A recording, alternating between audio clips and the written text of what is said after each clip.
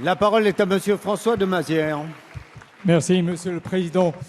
Ma question s'adressait au Premier ministre et, en son absence, s'adressera à Madame Maryse Lebranchu.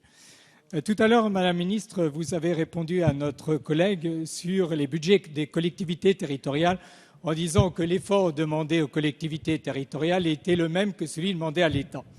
Vous savez, les élus que nous sommes regardons les budgets. Qu'est-ce que l'on constate? C'est que le budget de l'État, c'est 373 milliards d'euros. Vous demandez un effort cette année de 7,7 milliards d'euros, c'est-à-dire 2,06% d'effort. Et qu'est-ce que vous demandez aux collectivités territoriales? L'ensemble des dotations versées aux collectivités territoriales, la célèbre dotation globale de fonctionnement, c'est 37 milliards d'euros. Et vous nous demandez un effort de 3,7 milliards d'euros, c'est-à-dire 10%. Donc c'est facile à comprendre, c'est 5 fois plus. Deuxième élément, Madame la Ministre, vous nous avez dit tout à l'heure, la solution, c'est la péréquation. Madame la Ministre, franchement, venez avec la circulaire en main et expliquez-nous la péréquation. C'est absolument incompréhensible. La conséquence, c'est quoi? C'est que votre gouvernement se rend responsable d'une faute historique. C'est l'irresponsabilité généralisée.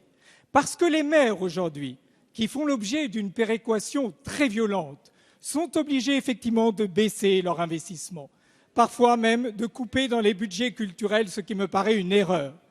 Mais tout simplement parce que le choc est tellement violent et l'on ne sait même pas pourquoi on nous prend de l'argent. On ne sait pas vers qui ça va. On ne sait pas pour quelle action. Alors, Madame la Ministre, il nous faut de la transparence, une vraie transparence, pas de l'enfumage.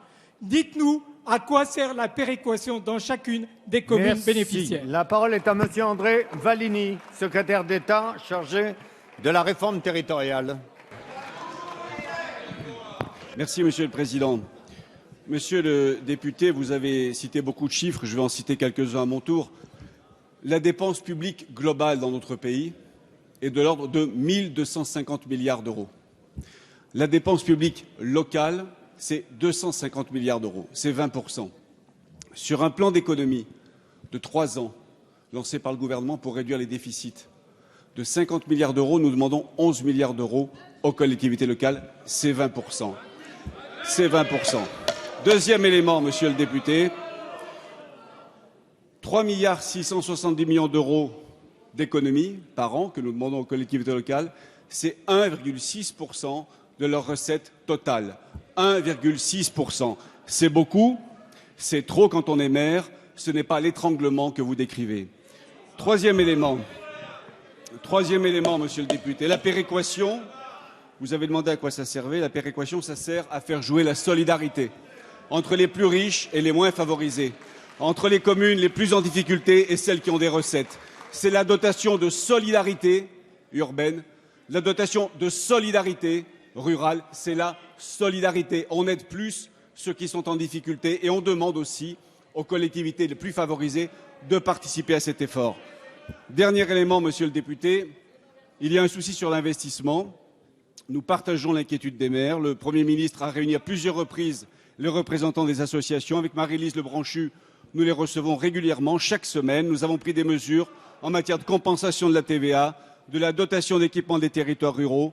Des mesures nouvelles peuvent être annoncées en juillet lors d'une nouvelle rencontre avec l'AMF. Nous sommes très attentifs à l'investissement public local qui représente 70% de l'investissement public en France et nous sommes donc très vigilants sur ce sujet.